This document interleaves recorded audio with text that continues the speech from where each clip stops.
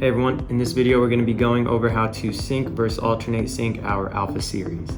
Now our Alpha series comes in three sizes. We have our 7x3, our 7x9, and our 6x4. Now all of these sizes use the same programmability. However, for demo purposes, we're going to go ahead and use two of our 6x4 units like you see here. So for starters, I went ahead and tied my units together.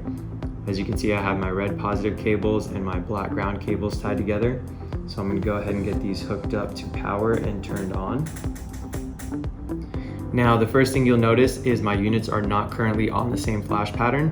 The first step is I need to make sure I get all of my units on the same flash pattern.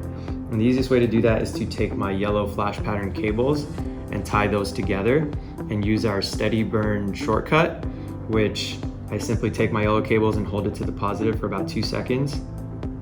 And you'll notice my units go to steady burn, and what that's doing is basically just resetting the patterns on all the units. So now all of my units are on the same flash pattern. Now once I've done that, it may look like I'm already in sync, but it's not officially programmed in sync just yet. The next step is I need to take my white sync cables and tie those together. Now once I've done that, I simply need to turn my unit off and back on, and now my units are officially programmed in sync. Now I can change my flash pattern and my units will stay in sync. Now if I want to program my units to alternate sync, I need to follow those exact same steps, except now I need to use my blue cables, which are my alternate sync programming cables, and I need to program a group A and a group B.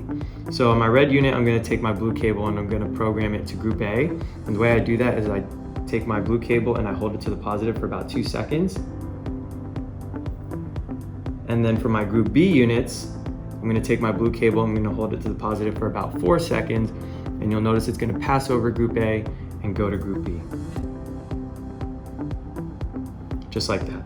Now, once I've done that, again, I turn my units off and back on, and you'll notice my units are in alternate sync. Now, when you are in alternate sync, you have 3 speeds. You have slow, like you see here, medium, and fast. And the way I cycle between those is I take my yellow flash pattern cables that are tied together and just tap it to the positive. Again, you have slow, medium, and fast. Now, another cool feature is if you want to go from alternate sync back to regular sync, you take your white sync cables that are tied together and you hold it to the positive for about 3 seconds. And you'll notice my units are back in regular sync.